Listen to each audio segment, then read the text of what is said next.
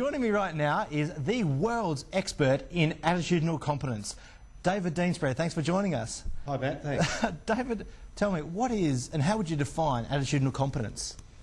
Attitudinal competence is your ability to choose your very best attitude for whatever is happening right now.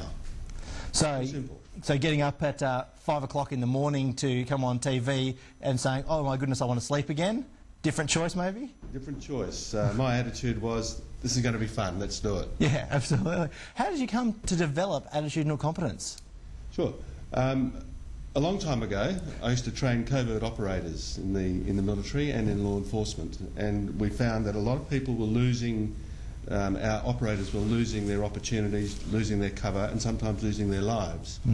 And when we unpacked what happened, it was their attitude in the moment before the incident that created the problem.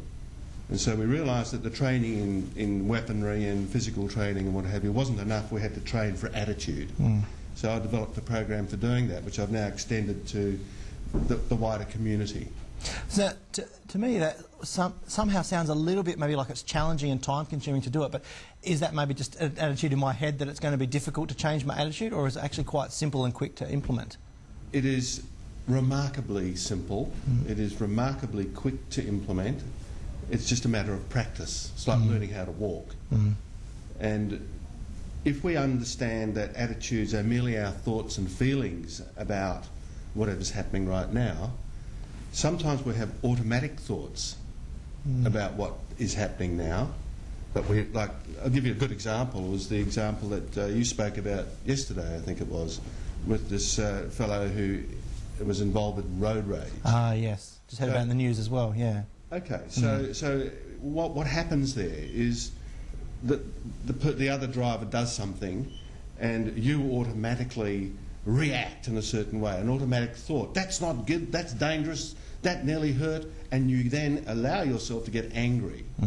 Now, in hindsight, of course, you realise that all you've done is something as bad, if not worse, than what that other person did, and you did it automatically, you did it without thinking. If you'd stopped and thought on manual, deliberately, what's the best thing to do right now? What's the wisest thing to do right now? Then we do it. So it's a simple thing.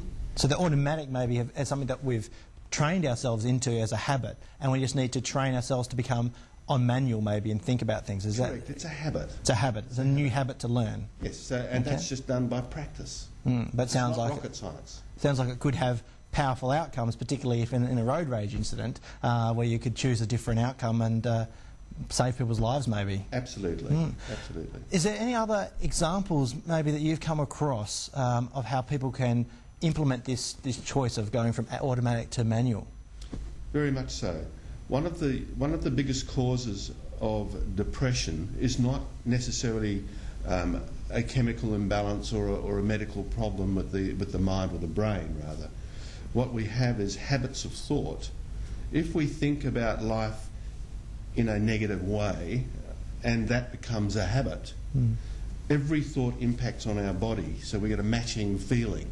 So if we think negative thoughts, we'll get negative feelings in our body, and they're chemicals. And we end up with a habit of thought, a habit of mind that leads to depression. So what I end up doing is working with people who've discovered that the medical solution doesn't really change things much. I mean, the chemicals that are prescribed might even things out, but the change doesn't take place. Okay.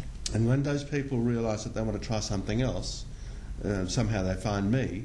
Sometimes they refer to me, but what we do is we work with their dominant thoughts and we start working out new ways of thinking, and we find that very quickly they're feeling better.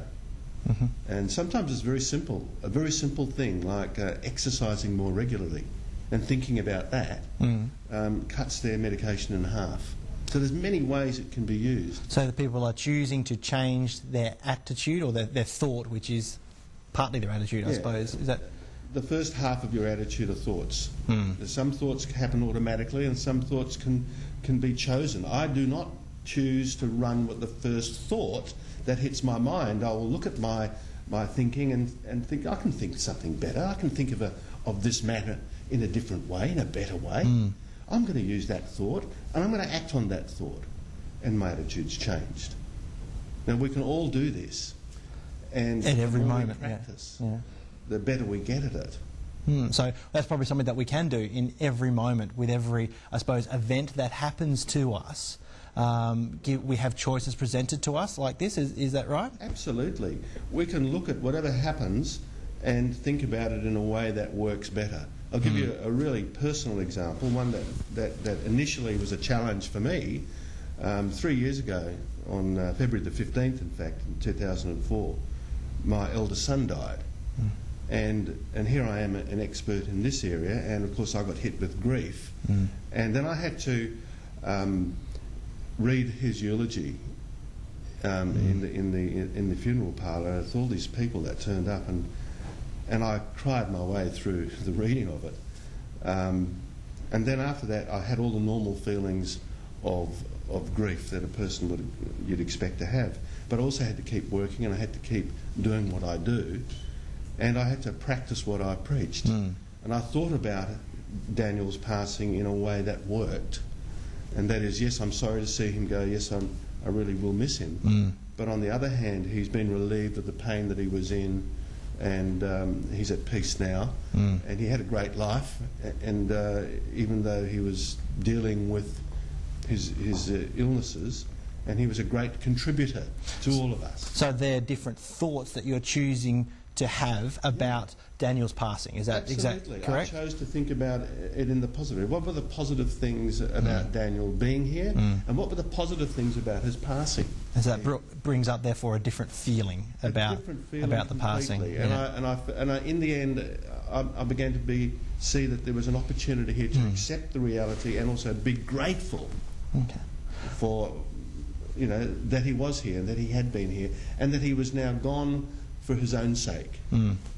So, David, we're getting a bit short of time. Sure. Is there a quick tip, maybe, that people can, and viewers and myself walking away today, can put into place or start the journey of changing my habits towards attitudinal competence?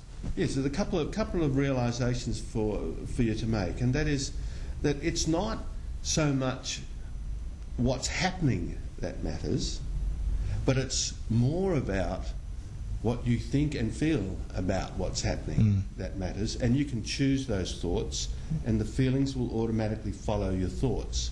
So choose your thoughts carefully. Don't run with the first thought that hits you, particularly if it's negative. If it's positive, hey, keep it.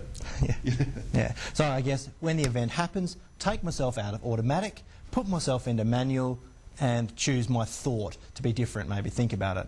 Absolutely. Is that right? Yeah. It's a nanosecond of looking at what you think and think of something better.